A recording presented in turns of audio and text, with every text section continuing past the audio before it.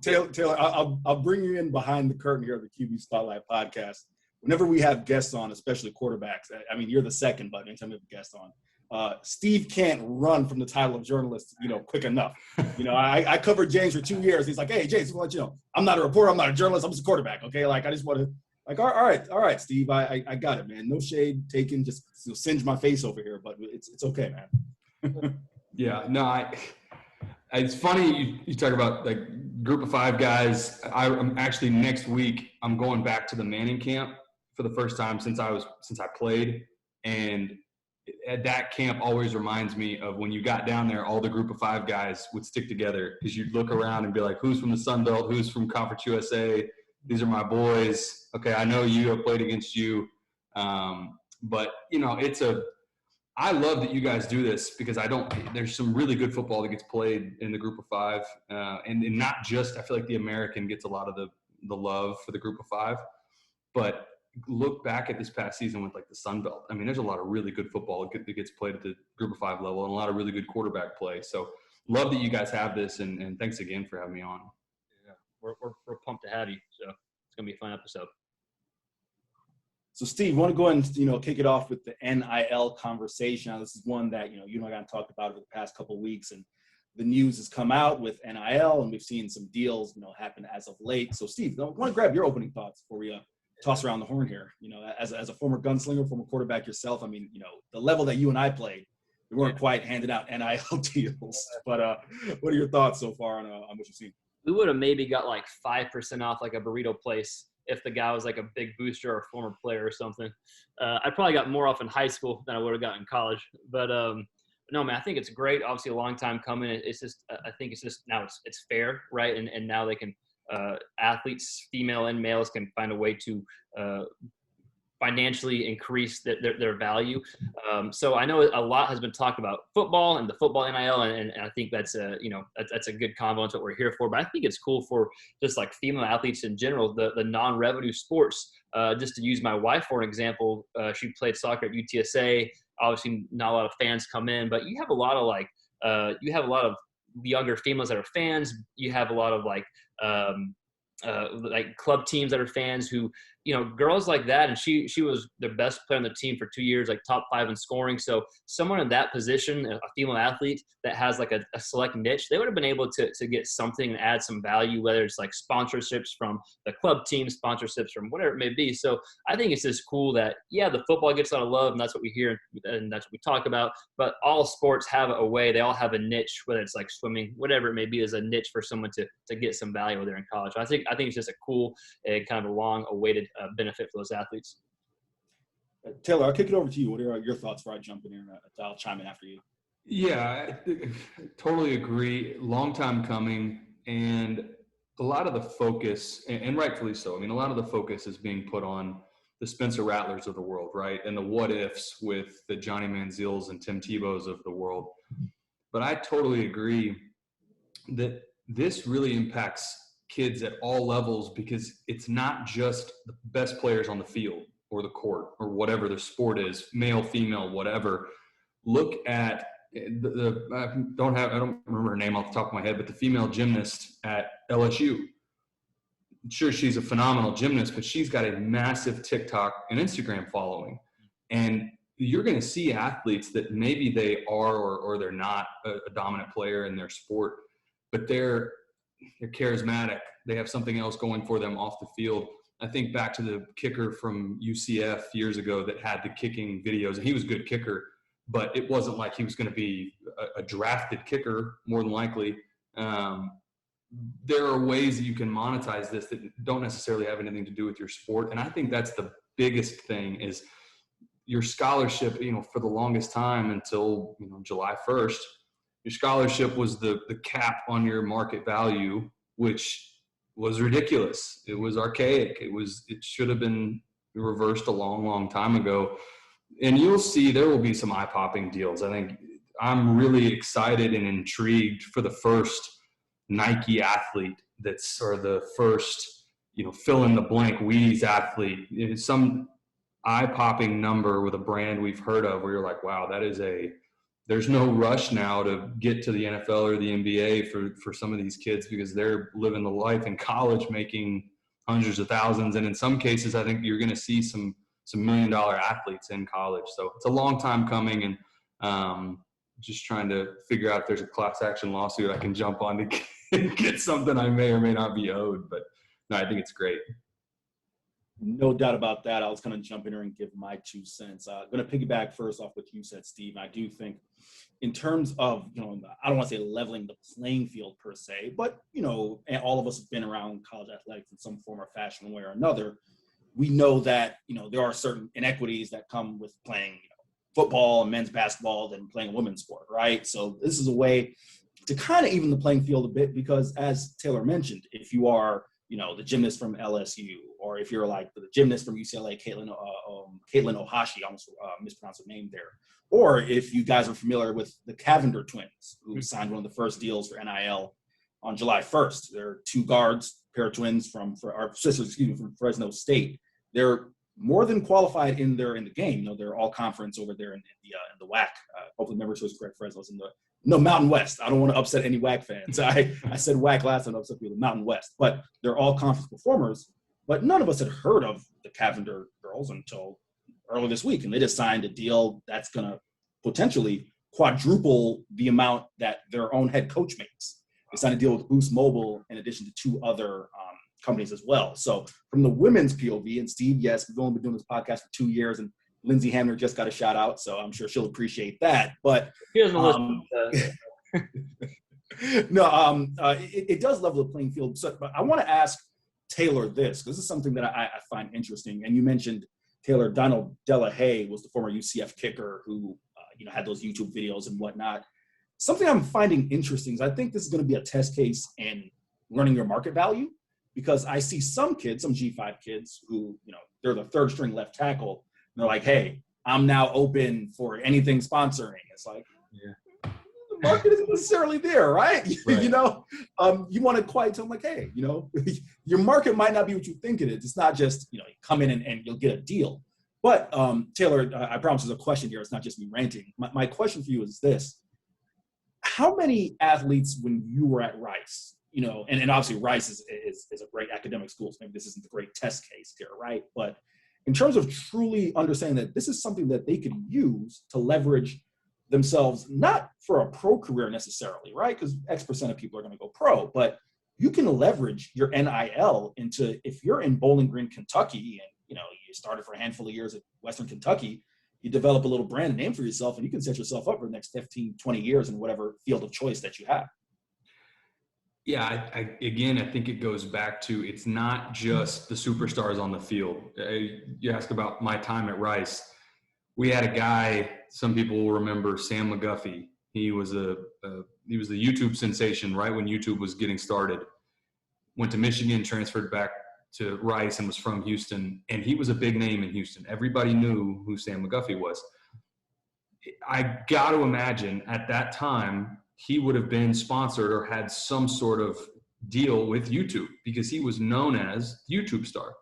He was also a great football player, spent some time in the NFL, and then ended up being on the bobsled team for Team USA.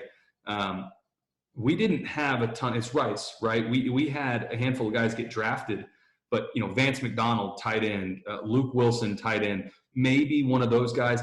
I was a 4-year starter, maybe a 4-year starter at quarterback at Rice. Maybe I sneak into a radio ad on a car commercial. I mean, something small, right? I'm not getting, Adidas isn't knocking down my door saying, hey, we want to give you $1 million deal to rep our shoes. But we had other kids on our team that had talents off the field that, being a Rice athlete, being a true student athlete, whatever that means, we had guys, think of a Gabe Baker, who's now a musician in Nashville, plays the cello, speaks Mandarin. He goes on and is on a couple different shows and is now on these singing shows and is in Nashville. I got to imagine he would have made money in college. We have Calvin Anderson, who can do the Rubik's Cube behind his back. Now he's a tackle. He transferred to Texas and now is a tackle for the Broncos. He's sponsored by Rubik's Cube now. He's the only, I believe he's still the only athlete in the United States sponsored by Rubik's Cube. Well, that would have been the case when he was at Rice, right? So these are things that you don't necessarily think of. It's not just Trevor Lawrence. It's not just Zion Williamson. There's all these different ways to make money. And a lot of it now is through apps. It's through TikTok posts. It's Instagram. And we would have absolutely had kids. Same as you said Bowling Green, take ULL, take small market towns in Group of 5. All it takes is for a kid there. I did a game this past fall. It was this spring for Sam Houston State.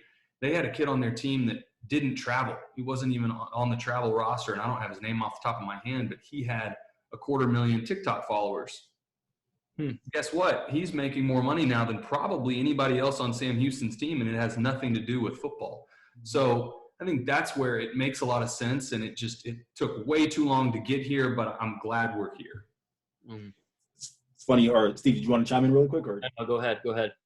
Yeah, Steve, I'm going to come to you in a second with just one potential pitfall. I want to get your thoughts, and then Taylor as well, and then we'll transition to quarterbacks. But it's funny you mentioned that, Taylor. I cover a kid at FIU, Jackson McDonald, who he's a fifth string tight end, backup long snapper, doesn't make the travel roster, but he also has a massive TikTok following. I don't have the number off the top of my head, but I had a couple of beat writers from other schools say, that kid Jackson McDonald, is he even playing? I'm like, he's redshirt, he preferred walk on, but he's got a hell of a TikTok following. Yeah. And while that sounds funny to say, now with these legislations, straight that one out, he can now monetize that and do something for himself, and that's great.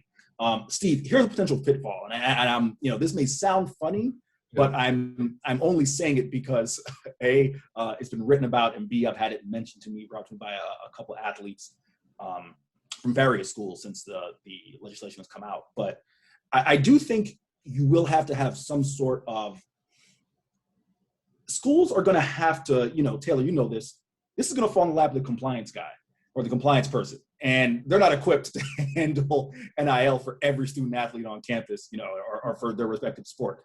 Schools are going to need to hire someone to handle NIL. The reason I mention that is, where's the line in terms of what you're willing to accept $1 for to sponsor? Yeah. If you're in Bowling Green, Kentucky, or you're in Murfreesboro, Tennessee, you might not have that issue. But if you live in Miami, or you're in UNLV, or you're in Tampa, I like I said, I've had athletes come to me and ask, for full transparency, I have an athlete come to me, I won't name the athlete, said, hey, what would stop me from opening up an OnlyFans page? And to be honest, I didn't have a good answer for them. That's the only answer, not that I'm qualified to answer, but the only thing I said is, hey, you might want to check with, your SID or whoever can answer that for you. Because if you'd asked me that question 2 weeks ago, I could have said, well, you can't get paid. But I don't have a good answer for that athlete now.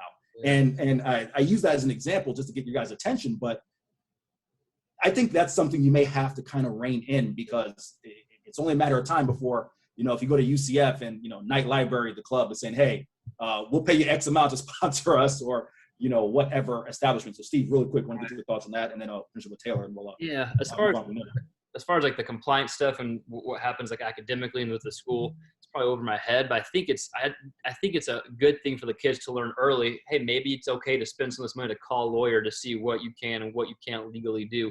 I've heard the argument like, now they have to pay taxes. Well, why is that bad? They're still going to make more money than what they're going to make more money with paying taxes than what they would have made if they weren't able to have this, and taxes are part of just the real world. So I would say hire a lawyer, use some of that money to hire a lawyer, and just make sure you have everything legally correct, and make sure you have a good advisor. Don't just listen to, your buddy, and don't just try to make a quick buck. But again, I think it's good to give the kids responsibilities, the young kids responsibilities, so they can learn and continue to grow. That's just part of it.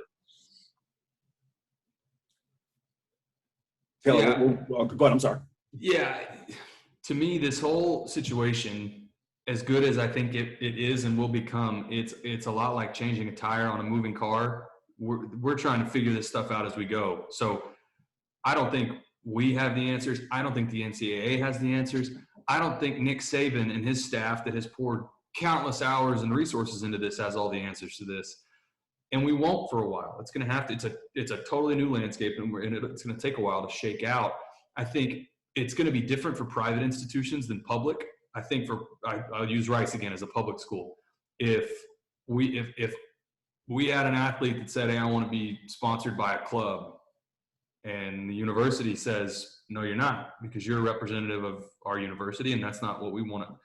It's not the brand that we want to be associated with Rice. Well, they have the power to do that, and they can revoke your scholarship. I don't know how that applies to a state university. I don't know if it's different. But you're right. It's going to be interesting to see who's the first athlete that goes out there and is represented by a brand that you turn your head at and say, what? Is that going to fly at that university? I think you also got to factor in, you got to give guidance to these kids on taxes now. You got to give guidance to these kids on contract review and negotiation. Are you going to hire an in-house counsel to review all this for these kids? Or are you going to pull an attorney that's already on the in-house counsel for the university to review this stuff for them? It's all questions that are up in the air right now. And I don't think anybody knows the answer to it just yet. I think, unfortunately, there will probably be some pitfalls. There will be some kids that commit to things that they shouldn't have, that signed deals that they shouldn't have, that it's just bound to happen, that those bad contracts are out there. We've seen some of the language that turns over exclusive rights to all content related to XYZ. Again, I don't think we know the full ramifications yet. I think for the most part, it will be good, but like anything, especially involving money, there will be pitfalls and issues that come from it. And it's just too soon to tell with some of that stuff, I think.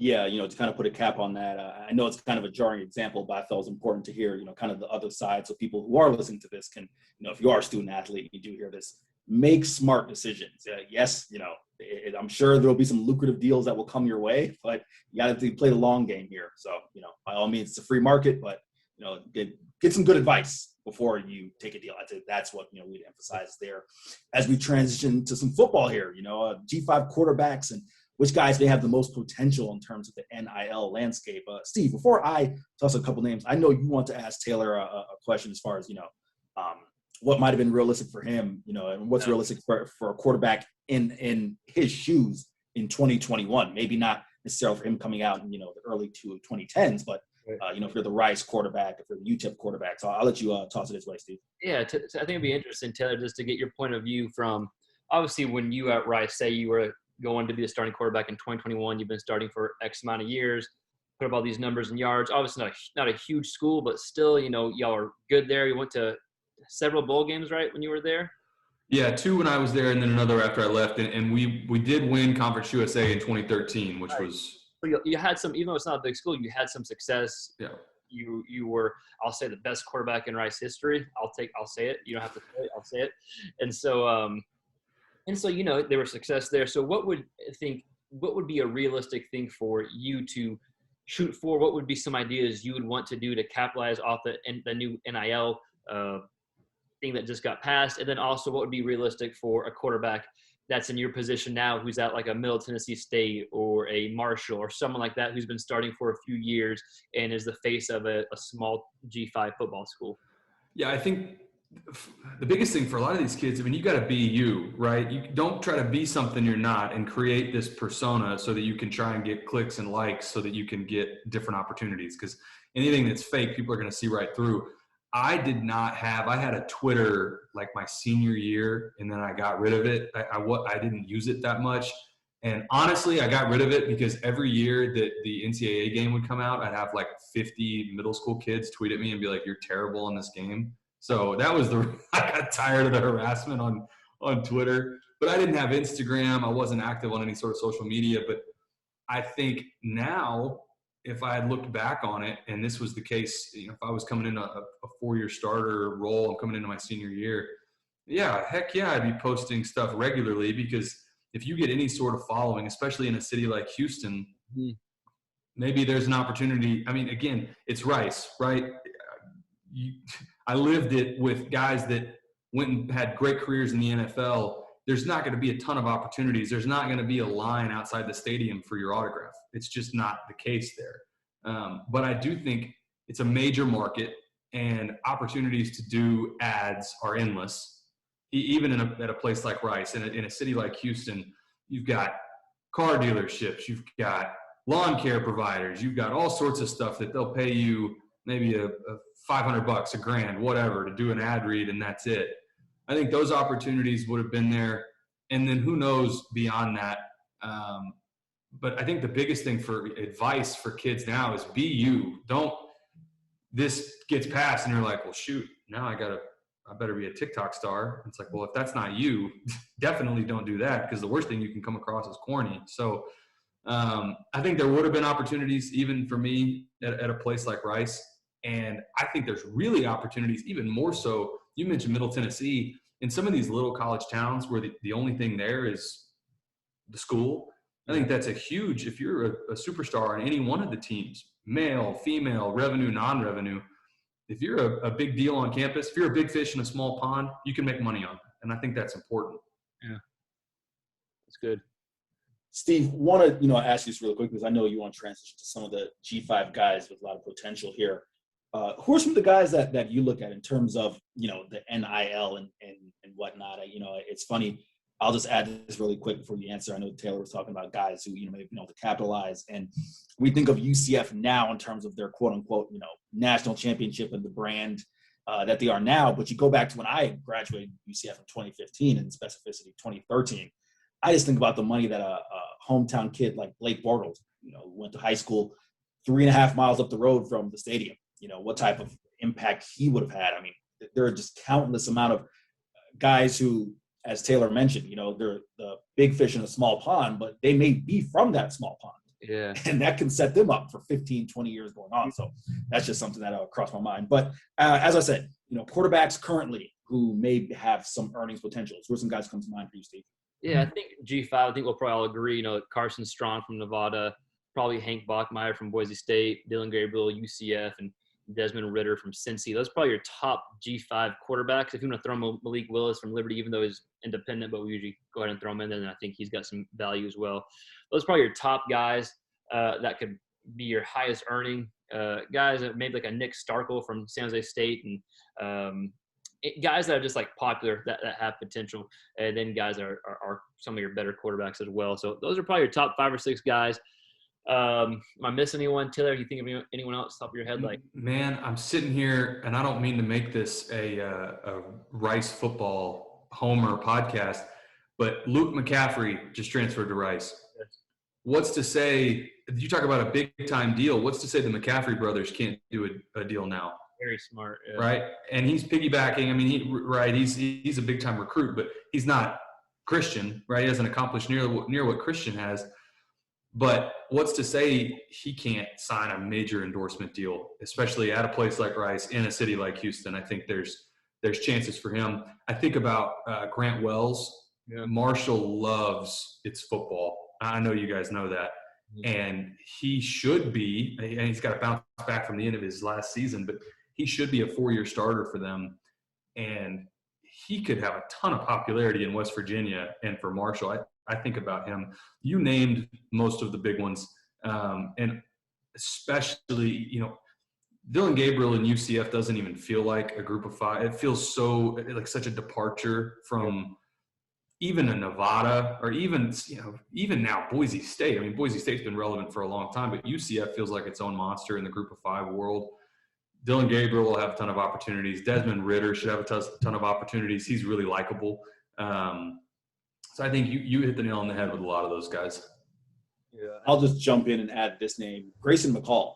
I had a chance to cover the Cure Bowl. I don't know why it's always, Taylor, the last game of the year that I cover that I can never remember the name. It's always the bowl game each year. The last one that I'm like, what game was that again? The Cure Bowl in Orlando. But if you watch that Coastal Carolina fan base, they love him. Yeah, he's got kind of that that swagger, kind of that mullet kind of deal going on. So I think he's a guy who could have some potential as well. But before we wrap this one up, definitely want to get your thoughts on this. Taylor, what quarterbacks are you most interested in seeing play this year from games that may be on the dock for you? I think is it a little early for you to have a schedule yet that you're covering, or do you have an inkling yet? Might be early. I've got some of mine laid out. I'm going to refresh a couple names already, but I said Grant Wells. I'm looking forward to seeing him bounce back, because I didn't have the game. It was in West Virginia. Rice went up to Marshall when Marshall was ranked and undefeated at the time and beat them. His first ranked win for Rice in forever. And from that game on, he really did not have a very good last, I think it was like 3 or 4 games of the season. I'm looking forward to seeing him bounce back. He's got all the potential in the world, and was playing such good football at the start of the season. I'm not sure what was going on and how he should have a fantastic career. He's got another 3 years, and I'm just looking forward to seeing him bounce back. And then another one, Frank Harris at UTSA. He was hurt for a lot of last season, but he's a big physical dude. He's got a rocket arm, and their coaching staff loves him and think the world of him. Looking forward to seeing him play. And then I swear it's the last thing I'm going to say about Rice, but Rice has an interesting QB room right now, and Luke McCaffrey's the big name that's jumped in the mix. Interested to see how Coach Bloomgren and his staff uses him. If he's going to be the starter, we'll see what ends up happening. But those three guys, I know I'll see at least in some capacity this season, and looking forward to covering them. All good names. Steve, really quick before you jump in and give your thoughts, I do have to say this. FIU was off that week, the Rice-Marshall game, and I had a chance to watch that one in its entirety. Grant Wells might have gotten cooled down for the 20 minutes that Mike Bloomgren spent on the field challenging that pass interference. It is one of the most surreal moments of the 2020 CUSA season. And he was right. Don't get me wrong. He was right. But Mike Bloomgren was not leaving the field at Jones C. Edwards Stadium until a flag was thrown. It's the latest flag in this year of college football. But I'll just throw that out there. Steve, who you got? No, I think just kind of a few names I'm looking forward to this season develop is Michael Pratt from Tulane, who we've talked about some. Great freshman year from Boca Raton. My old neck of the woods, kind of in Florida. Now I'm Texas and Florida back and bouncing back. And then I like Trey Lowe from Southern Miss. Had that good last game. I'm excited for him for the simple fact this is his first year he's not playing baseball, and he has a full offseason in football. So I think he has some potential development at the quarterback position. So those are probably two guys. And again, one Conference USA, one American guy I'm looking forward to just kind of watch them play and continue to develop Trey Lowe and Michael Pratt. And I had Frank Harris as well. He's shown some good things. If he, like Taylor said, if he stays healthy all year, UTSA could make another run in Conference USA. Steve, you know me. I am a Conference USA homer, so I'm going to keep it here and see USA. Like Taylor mentioned, definitely interested to see what happens at Rice, because that program has really been a quarterback away from at least 500 or better over the past 2 years. And, Mike Bloomgren, this is year 4, if memory serves me correct, of the rebuild. It's going to be interesting to see how things play out there. So, these are my words. I'm going to make sure that Taylor, this is not his opinion. It's my words to see how things play out with this year. Go down the road to UTEP. Gavin Hardison. He's a guy who has all the weapons in the world. Justin Garrett, Jacob Cowing, 2 really good receivers at UTEP. They have to turn the corner as well. Dana Dimmo also looking to, at a potential contract extension in his rebuilding efforts. So definitely want to keep an eye on that. And definitely want to go to Middle Tennessee State. Bailey Hogman, former Florida State Seminole, former NC State Wolfpack starter. Started last year for NC State. They're making a real shift, and Steve, you and I will talk about this, later on in the season, a shift away from kind of the kamikaze style of quarterback that Asher O'Hara was, a good quarterback, but certainly, kind of freestyle football out there, as to getting away from that to more of a traditional, drop back passer in Bailey Hogman. So definitely be interested to see how that plays out. Steve, I know we're getting ready to wind this one down, so I'll pass around. Any final thoughts? Man, that was fun. We're going to have Taylor back on the show for sure. 100%. I know I definitely will look to pick his brain, especially, I've got, Steve, this, I could do 20 minutes on Rice football, specifically the quarterback situation over the past 3 years, so Taylor, really quick, we got about 5 minutes left before we close this one up. Let's keep it there at Rice. Mike Collins, do you have any insight on what the situation was? Did he just decide to graduate and move on? Because I was surprised. I actually thought that he'd have been back given the eligibility rules, and he certainly had an excellent year, really kind of stabilized the quarterback position for Rice last year. Yeah, had an undisclosed injury. They wouldn't tell any of us, kept it in-house. I think that was per him and his family's request. You don't want to speculate, but if it's anytime that it sounds like that and he's walking around fine, you wonder if he had some sort of head injury that they didn't disclose. And then he walked away, said, I'm done, had the ability to come back, but said, I'm done. He was good. I mean, I thought he had, after the first game, really the first half of the first game, they cut him loose. And Coach Bloomgren, Mike Bloomgren's style when he first got to Rice, that ground and pound, 2 tight end, they still feature some of that. but they've opened it up quite a bit. It's not nearly as Stanford-esque as when he first got there. Figured out, especially in his first couple of years, that's a hard offense to run at a place like Rice because you're dependent on the big guys. And a lot of times it's really difficult. The offensive lineman you get at a Stanford versus a Rice, it's just a different scheme. So interested to see what plays out for them this season, and like everybody else along for the ride in this QB room. And they have all the potential in the world. They've got almost all their production coming back. So would love to see them get back. They haven't been to a bowl game since 2014. So would love to see them get back above 500.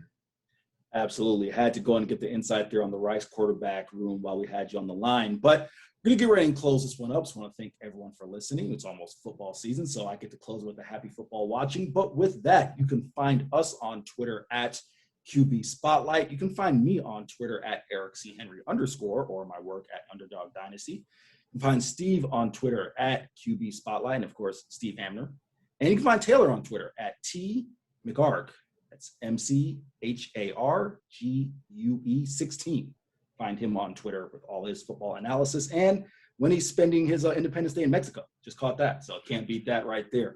Thank you for listening. You can find the podcast on Twitter, just punch in QB Spotlight. Find the podcast on YouTube, just punch in QB Spotlight. And of course, podcast.apple.com, QB Spotlight as well. And Steve, last but not least, where else can you find this podcast? You can also check us out on Draft Diamonds. Their Twitter handle is Draft Diamonds, or NFLDraftDiamonds.com. They do a great job kind of highlighting under the radar prospects for the next level, and they are our sponsor of our stuff, and they put us out. So go check them out. They do a good job, and they have a lot of good content every day. No doubt about it. And we will be back weekly. We are back from hiatus, back and better than ever. So it's almost football season. I'm sure you guys are all gearing up, watching old games, getting ready for 2021. Happy football watching, and take care.